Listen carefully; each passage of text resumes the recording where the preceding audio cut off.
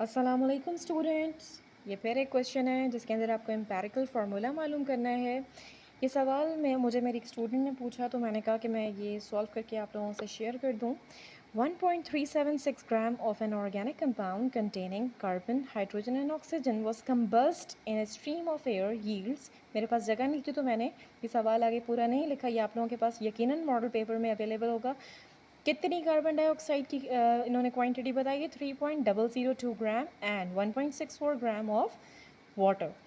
अब आपको इसका मालूम करना जनाब एम्पेरिकल फार्मूला। आपने सिंपली क्या करना है कि जो चीज़ हमें मालूम नहीं है, बिकॉज इन्होंने बोला है 1.37 gram of an organic compound. We don't know the name of an organic compound, लेकिन हमें ये पता है कि जनाब वो एक ऑर्गेनिक कंपाउंड है। तो आई सजेस्टेड आप उसकी जगह पर क्या लिख सकते हैं, एक्स, राइट। और मैंने उसकी ग्राम्स में वैल्यू मेंशन कर दी है। Containing carbon hydrogen and oxygen was combust in a stream of air. हमें पता है कि एयर है जिसके अंदर ये कंबस्शन हो रहा है। We are gonna putting oxygen. अब इन्होंने हमें क्या क्वांटिटी प्रोवाइड की है कार्बन डाइऑक्साइड की, 3.002 ग्राम, और वाटर हमारे पास कितना है, 1.64 ग्राम। सबसे पहले जो एम्पेरिकल फार्मूला को मालूम करने का तरीका होता है स्टूडेंट्स, उसमें आपको परसेंटेज कैलकुलेट करनी पड़ती है। तो आपने इस न्यूमेरिकल को प्रॉपर वे में 3 स्टेप के अंदर करना है, इन लाइक अ मैनर जैसे मैंने इसको सॉल्व किया, राइट। नीट एंड क्लीन काम कीजिएगा प्लीज़, ताकि आप लोगों को मार्क्स बहुत अच्छे मिलें।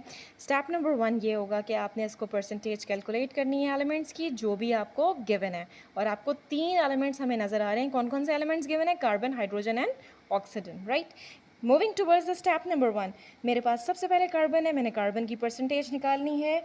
कार्बन का atomic number divided by atomic mass, खाली कार्बन का नहीं, अगर आपके पास यहाँ पर हाइड्रोजन है और कितने नंबर ऑफ हाइड्रोजन आपको गिवन है, राइट, तो आपने इसी तरह से निकालनी है।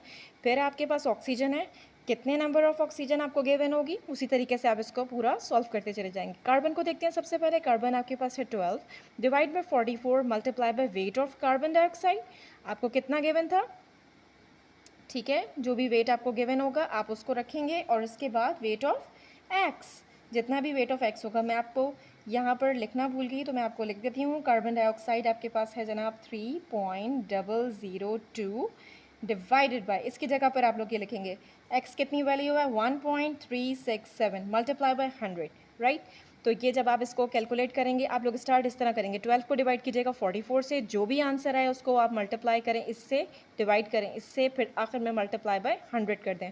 Then you got 60.01%। Same to same काम आपने किसके साथ, हाइड्रोजन के साथ भी यही किया। 2 divided by 18।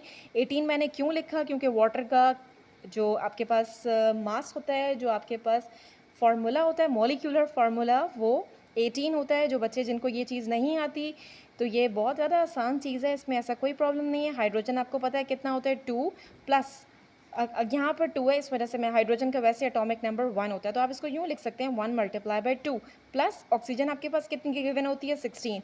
You are gonna calculate 1 into 2 is 2 plus 16 is equals to 18।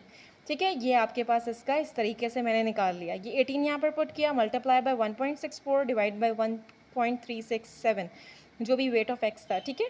जो भी आपको गिवन होगा न्यूमेरिकल में वो, और इसके बाद जो भी वेट ऑफ एक्स है वो आपने इस तरह लिखा, मल्टीप्लाई बाय 100 कर दिया। Again you get the percentage 30। अब आपने जो लास्ट आपके पास ऑक्सीजन है, ये आपने कैसे निकालनी है, तो that's so simple, so easy. 100 में से माइनस करनी होती है उस परसेंटेज को जो आपने दोनों ऊपर ले ली होती हैं, और ये दोनों आपस में ऐड हो रही होती हैं, राइट।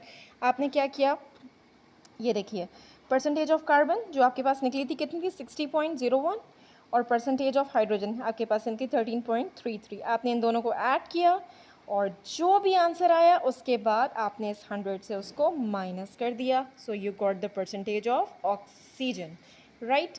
तो ये आपका स्टेप नंबर 1 हो गया finish. Now we are moving towards the step number 2, जिसमें आपने कैलकुलेट करना है मोल रेशो। मोल रेशो का फॉर्मूला सबसे पहले आपको पता होना चाहिए, जो कि है परसेंटेज अपॉन एटॉमिक मास, ठीक है। सबसे पहले आपने कार्बन का परसेंटेज निकालना होगा, सॉरी मोल रेशो मालूम करना होगा। आपने इसकी परसेंटेज की वैल्यू लिखी जो कि अभी आपने निकाली थी, इसकी परसेंटेज आपको याद होगी, ये निकाली थी हमने। इसको यहाँ रखा, इसका एटॉमिक नंबर लिखा, इन दोनों को सिंपली डिवाइड किया, हमारे पास 5 आ गया। सेम टू सेम कहानी हमने हाइड्रोजन के साथ की है। उसके बाद सेम टू सेम प्रोसेस हमने ऑक्सीजन के साथ किया है। इस तरीके से आपने स्टेप नंबर 2 में पूरा मोल रेशो मालूम कर लिया। Now we are moving towards the main step number 3, जिसके अंदर आपने सिंपलेस्ट मोल रेशो मालूम करना है। सिंपलेस्ट मोल रेशो का फॉर्मूला मैंने सबसे पहले ऊपर लिख दिया कि simplest mole ratio is equals to mole ratio upon least mole ratio. आपके पास 3 ही एलिमेंट्स इसके अंदर गिवन थे। The number 1 is carbon is two hydrogen and oxygen, right. आपने क्या करना है, सबसे पहले आपने कार्बन, हाइड्रोजन और ऑक्सीजन तीनों के जो भी आपने मोल रेशोज निकाले थे, ये वाले तीनों, राइट, ये आपने इसके ऊपर लिख दिए। अब इसमें से आपने देखना है कि इन तीनों में से सबसे लीस्ट वैल्यू किसकी है। लीस्ट कहते हैं सबसे छोटा, तो वो छोटा नंबर मुझे ये नज़र आता है 1.66, ठीक है, क्योंकि पॉइंट की कोई डेसिमल की जो वैल्यू होती है वो इतनी नहीं होती। देखिए 13 है, 5 है और यहाँ पर 1 है, ठीक है। तो सबसे छोटा नंबर मेरे पास यहाँ पर 1 है, 1.66। तो इसको हमने डिवीजन में नीचे लिख दिया। अब आपने बारी बारी इन सबको डिवाइड करना है। 5 divide by 1.66, 13.33 divide by 1.66, 1.66 divide by 1.66। After that you get 381। और आपको जो एम्पेरिकल फार्मूला मालूम करना था वो था कार्बन, हाइड्रोजन, ऑक्सीजन, जो आपने लिखा 381, यानी 3:8:1। तो आपने C3H8O लिखना है, which is our answer. Hope so कि ये न्यूमेरिकल आपको समझ में आया होगा। इसके अंदर किसी किस्म की कोई प्रॉब्लम हो तो you can please ask me.